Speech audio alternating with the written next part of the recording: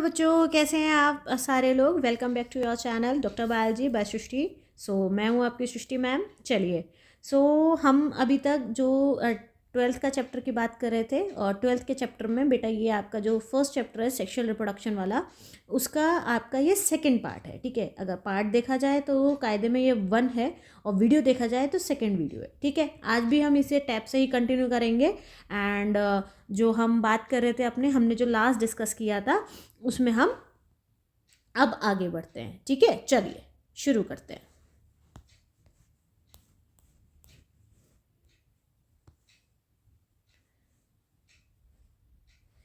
बेटा जी, जो हमने लास्ट डिस्कस किया था, ये हमारा जो लास्ट वीडियो है उसी का कंटेंट है। मैं उसी में आगे कंप्लीट कर रही हूँ। तो जो हमने लास्ट डिस्कस किया था बेटा, हमने क्या डिस्कस किया था? हमने एंड्रोशियम डिस्कस कर लिया था, गाइनोशियम डिस्कस कर लिया था।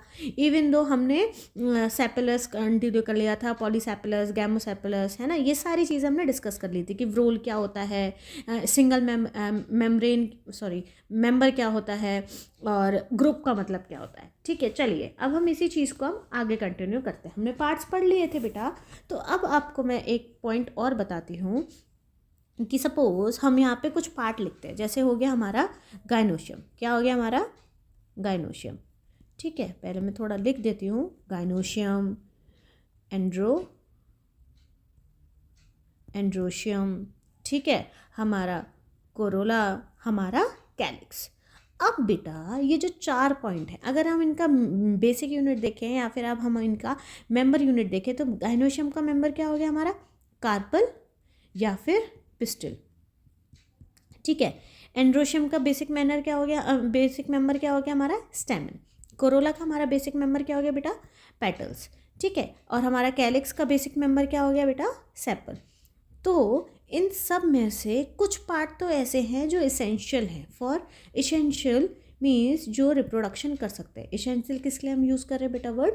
जो हमारा रिप्रोडक्शन कर सकता है। और कुछ वर्ड ऐसे हैं, कुछ इनमें टर्म्स ऐसे हैं बेटा जो नॉन इसेंशियल की कैटेगरी में आते हैं, मीन्स वो रिप्रोडक्शन नहीं कर सकते। अब कौन सा कर सकता है और कौन सा नहीं कर सकता है, वो इसकी बात करते हैं। हम गाइनोशियम और एंड्रोशियम की बात करें बेटा, तो ये हमारा कंसिडर करता है इसेंशियल रोल में। किस में कंसिडर होता है? इसेंशियल, या फिर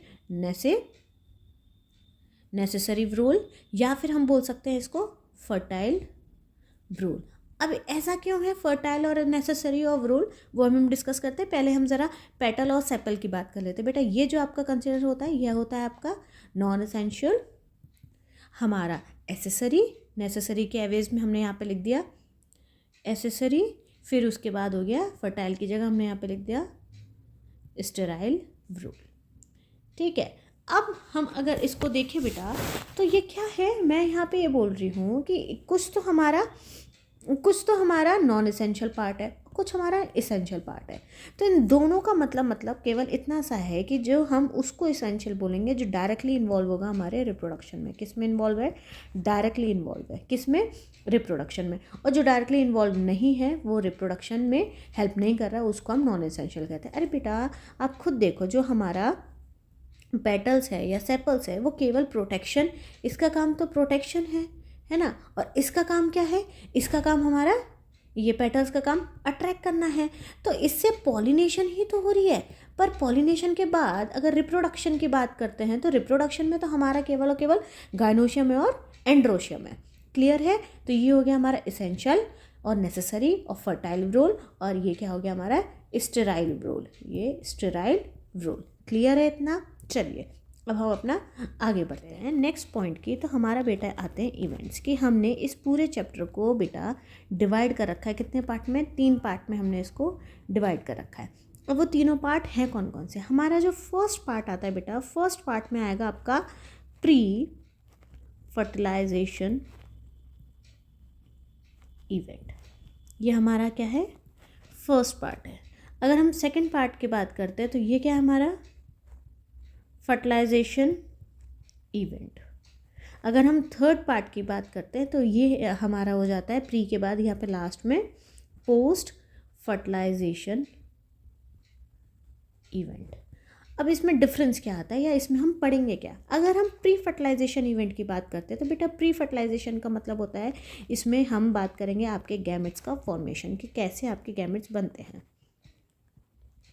मीन्स फिर चाहे आपका मेल पार्ट हो चाहे आपका फीमेल पार्ट हो, उससे फ़र्क नहीं पड़ता, बस इसमें हमें ये डिस्कस करना है कि गैमेट फॉर्मेशन होता क्या है। ठीक है, अगर हम मेल की बात करें तो ये हो गया हमारा माइक्रोस्पोरोजेनेसिस पढ़ना है हमें, और फीमेल के केस में बात करें तो हमें पढ़ना है बेटा मेगास्पोरोजेनेसिस। क्लियर है, हमें ये इसमें पढ़ना है। उसके बाद अगर हम फर्टिलाइजेशन की बात करें तो फर्टिलाइजेशन का मतलब हो गया बेटा यहाँ पे फ्यूजन। ठीक है, कि दोनों मेल प्लस फीमेल क्या हो गए, इन्वॉल्व हो गए, एंड देन हमारा क्या हो गया, रिप्रोडक्शन हो गया। ठीक है, हमारा क्या हो गया बेटा, रिप्रोडक्शन। फिर उसके बाद हम लास्ट पोस्ट फर्टिलाइजेशन इवेंट की बात करते हैं तो इसके बाद का प्रोसेस का मतलब ये है कि रिप्रोडक्शन के बाद का प्रोसेस क्या है, क्या है बाद का प्रोसेस क्या है। तो बाद का प्रोसेस का मतलब हो गया यहाँ पे आपका फ्रूट कैसे बनता है, कैसे फ्रूट बनता है, कैसे सीड बनता है, ठीक है, कैसे हमारे एंडोस्पर्म बनता है। ठीक है, अब इसी चीज़ में हम फर्टिलाइजेशन में एक और पॉइंट पढ़ते हैं जो मैं आपको लिख देती हूँ यहाँ पे, डबल फर्टिलाइजेशन। ये शायद आप दिख रहा है बेटा, डबल फर्टिलाइजेशन। क्लियर है, इसमें हम डबल फर्टिलाइजेशन पढ़ेंगे। ठीक है, हम यहाँ पे पेन वाली कंडीशन पढ़ेंगे। व्हाट इज़ पेन, किसी को आइडिया है तो ज़रा कमेंट में लिख दो। पेन का मतलब है यहाँ पे प्राइमरी एंडोस्पर्म न्यूक्लियस। क्लियर है, तो पेन पढ़ेंगे, पैक पढ़ेंगे, तो ये सारी चीज़ें हम किस में पढ़ेंगे बेटा, फर्टिलाइजेशन किस में पढ़ेंगे बेटा, हम इस वाली इवेंट में पढ़ेंगे, मीन्स इस वाली इवेंट में हम पढ़ेंगे। क्लियर है, चलो अब हम आगे बढ़ते हैं। एक टर्म निकल के आता है जेनेसिस, एक टर्म निकल के आता है आपका काइनेसिस। अब इन दोनों वर्ड का मतलब क्या होता है? जब भी हम वर्ड का बात करते हैं जेनेसिस का मतलब, तो जेनेसिस का मतलब होता है बेटा आपका फॉर्मेशन। क्या होता है इसका मतलब, फॉर्मेशन। अगर हम काइनेसिस की बात करते हैं तो काइनेसिस का मतलब होता है कोई चीज़ टूट रही है, मीन्स ब्रेक डाउन हो रहा है। तो अल्टीमेटली यहाँ पे बायो का बेटा बेस्ट पार्ट ये होता है कि उसमें आप नेम को ब्रेक करके, जो हमारी नेमिंग है, नेमिंग को ब्रेक करके भी आप उसका मतलब समझ सकते हो। ठीक है, ऐसा यहाँ पे कुछ भी नहीं है जिस चीज़ का एक्सप्लेनेशन ना हो, या फिर आप ये बोल सकते हैं कि अगर हम तोड़ के किसी चीज़ को पढ़ते हैं तो समझ आ जाता है कि वो कहना क्या चाहता है। जैसे कि अगर आप अपन बात करते हैं, एक मैंने यहाँ पे पॉइंट लिखा मेगास्पोरोजेनेसिस। ठीक है, अब ये मेघा का मतलब मैंने आपको यहाँ पे लिखा, देखो मेघा आप ऐसे भी याद रख सकते हो, मेघा फीमेल का नाम होता है, तो यहाँ पे फीमेल पार्ट की बात हो रही है। ठीक है, ये लॉजिक रख के इन्होंने नहीं रखा था, ये मैं आपको बता रही हूँ। ठीक है, कि फीमेल का यहाँ पे क्या बन रहा है, स्पोर बन रहा है, मीन्स यहाँ पे उसका क्या बन रहा है, गैमेट्स बन रहे हैं। ठीक है, फिर उसके बाद जेनेसिस क्या है, फॉर्मेशन। कैसे पता चला कि यहाँ पे स्पोर का ही फॉर्मेशन हो रहा है, क्यों, क्योंकि यहाँ लास्ट में एक टर्म दे रखे विच इज़ कॉल्ड जेनेसिस। तो जेनेसिस का मतलब हो गया फॉर्मेशन, और स्पोर का मतलब हो गया हमारा गैमेट। क्लियर है, और यहाँ पे मेघा का मतलब होता है फीमेल। तो ओवरऑल क्या है, अगर हम मेगा स्पोरोजेनेसिस की बात करें, अगर मैं यहाँ पे लिख देती हूँ बेटा मेगा स्पोरोजेनेसिस, इसका अल्टीमेट मतलब होता है कि formation of female gamete. Clear है, ऐसे ही अगर हम एक और पॉइंट देखते हैं, क्या आता है आपका माइक्रोस्पोरोजेनेसिस। तो माइक्रो का मतलब यहाँ पे आप मेल से रखिए, स्पोर सेम एज गैमेट्स, और जेनेसिस मीन्स फॉर्मेशन। ठीक है, अब यहाँ पे क्या हो गया, माइक्रोस्पोरो का मतलब क्या हो गया, formation of male gamete. Clear है इतना? होप आपको ये चीज़ समझ आई होगी। क्या है इसका मतलब, मैंने आपको दो टर्म का मतलब यहाँ पे समझाया, एक आपको समझाया यहाँ पे जेनेसिस का मतलब क्या होता है, दूसरा मैंने आपको बताया काइनेसिस का मतलब होता है क्या होता है। ठीक है, फिर मैंने उसका आपको डिफरेंस दिया विद एग्जाम्पल कि क्या है इसमें, क्या किसका क्या मतलब है। ठीक है, तो होप आपको ये चीज़ समझ आई हो। ठीक है, चलिए अब हम आगे बढ़ते हैं।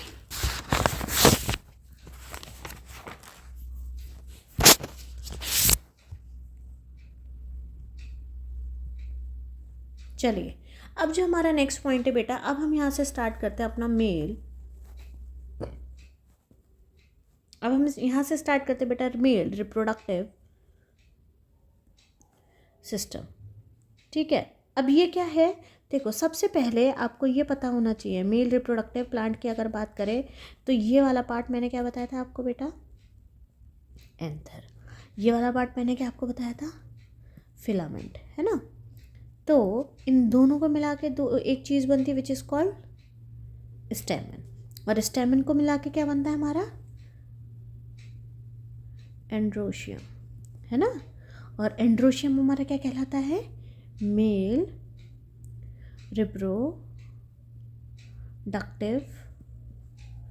ऑर्गन। ठीक है, तो ये चीज़ याद रखिए, ये क्या है आपका, ये वाला पार्ट, ये क्या हो गया हमारा एंथर, ये स्टॉक लाइक जो आपको दिख रहा है ये आपका फिलामेंट हो गया। इन दोनों को मिला के आपको कहलाते हैं स्टैमेन। इसके बाद एंड्रोशियम, और एंड्रोशियम ही आपका क्या कहलाता है, मेल रिप्रोडक्टिव ऑर्गन। होप ये चीज़ आपको क्लियर हो गई होगी। चलो अब हम जो इसमें आगे की बात करते हैं, थोड़ा सा अपना एंथर के बारे में पढ़ लेते हैं बेटा। तो ये जो हमारा फिलामेंट है ये कैसा है, कैसा है फिलामेंट, हम यहाँ पे लिख सकते हैं लॉन्ग एंड स्लेंडर। स्लेंडर यहाँ पे CY नहीं आता, स्लेंडर मीन्स एक पतला सा लंबा सा डंडा। ठीक है, क्या है, लॉन्ग एंड स्लेंडर स्टॉक। ठीक है, अगर हम एंथर की बात करते हैं, किसकी बात करते हैं बेटा, एंथर की बात करें, तो एंथर में हम यहाँ पे लिख सकते हैं कि एंथर इज बाइलोब्ड, क्या है एंथर, बाइलोब्ड और डायथीकस। इसके लिए दो टर्म बोला जाता है, बाइलोब्ड और ये डायथीकस। अब ये बाइलोब्ड और डायथीकस का मतलब क्या हो गया बेटा, डायथीकस और बाइलोब्ड का मतलब हो गया कि आपका ये देखो, ये स्ट्रक्चर मैंने आपको क्या बताया कि एक ऐसा है ना, और एक ये स्ट्रक्चर है, ये आपका पूरा आपका एंथर का स्ट्रक्चर है। मीन्स अगर इसको मैं यहाँ पे बताऊँ ये इस तरीके से बेटा, तो ये पहला लोब हो गया, है ना। ये क्या हो गया, पहला लोब, जिस पे मैं ये ऐसे डिज़ाइन बना रही हूँ, ये क्या हो गया आपका पहला लोब। और ये जो साइड में है आपका, ये क्या हो गया आपका, ये आपका दूसरा लोब हो गया। तो इसी तरीके से इसको बोला जाता है, ये दोनों को मिला के कहा जाता है बाय लोब्ड। और इन्हीं दोनों लोब में आपके थीकास प्रेजेंट होते हैं ऐसे करके।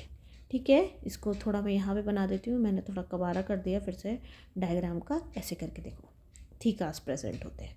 ठीक है, अभी मैं आपको बताती हूँ कि ऐसे प्रेजेंट हो रहे हैं, बट अभी मैं थोड़ी देर में आपको ये समझाऊंगी कि ये बनते कैसे हैं। होप आपको चीज़ समझ आ रही हो।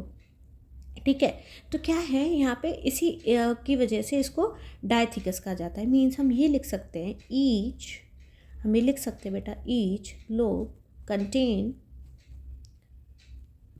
2 थीकास। ठीक है, हमें क्या लिखना है, एक मिनट,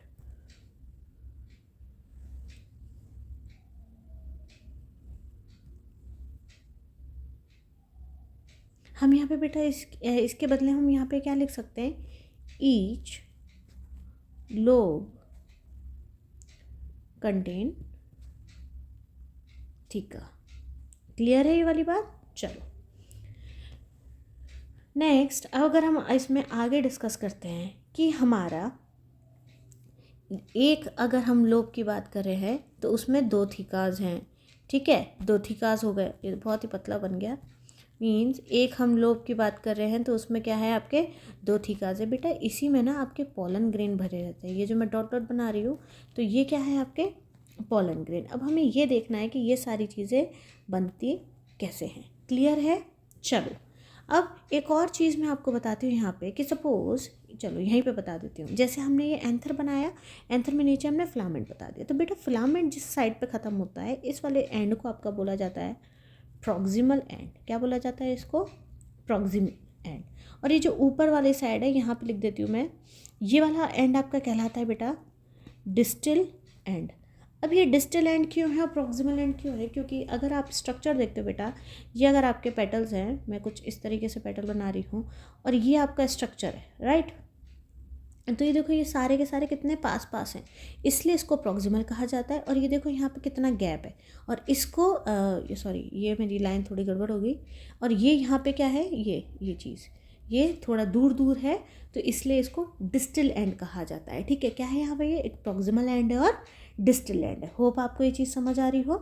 चलो अब ये जो हमारा इसके नीचे जस्ट एक गोल सी चीज़ प्रेजेंट होती है, जो गोल गोल चीज़ है, इसको अपन क्या कहते हैं? थैलेमस। क्या है बेटा ये? थैलेमस। ठीक है, अब थैलेमस के साथ साथ इसको अपन बोल सकते हैं रिसेप्टिकल। क्या बोल देते हैं इसको? रिसेप्टिकल। क्लियर है? फिलामेंट को हम, ये हमारा क्या कहला रहा है बेटा? फिलामेंट। अभी आपको बताया ही था मैंने। और फिलामेंट के साथ साथ हम क्या बोल सकते हैं? या तो ये किससे अटैच्ड होगा? थैलेमस वाले पार्ट से, या फिर किससे अटैच्ड होगा बेटा? ये पेटल वाले पार्ट से अटैच्ड होगा। क्लियर है? होप आपको ये सारी चीज़ें समझ आ रही हों। ठीक है, अब जो हमारा नेक्स्ट टॉपिक है बेटा, वो स्टार्ट करते हैं। हमारा नेक्स्ट टॉपिक है एंथर वॉल लेयर, कि एंथर की वॉल लेयर बनती कैसे है। ठीक है, तो अभी हमने इतनी देर से क्या देखा था कि हमारा ये जो एंथर वाला पार्ट है वो क्या है? हमारा बाइलोब्ड है। कैसा है वो? बाइलोब्ड है। तो अगर हम अपने बाइलोब्ड वाले स्ट्रक्चर को बीच से कट करें, ठीक है, मैं थोड़ा इससे बना देती हूँ ताकि ये स्टे कर जाए। हमने बीच से कट किया तो आपका जो एक्चुअल में एंथर है कुछ इस तरीके से दिखता है। जैसा आपने घर में शिमला मिर्च देखी है?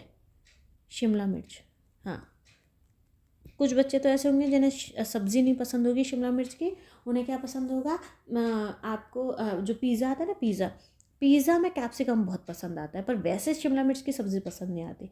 ठीक है, तो बहुत हद तक बेटा अच्छी होती है, खाया करो शिमला मिर्च, बहुत टेस्टी लगती है। पनीर डाल के खाया करो जिन्हें पसंद नहीं आती।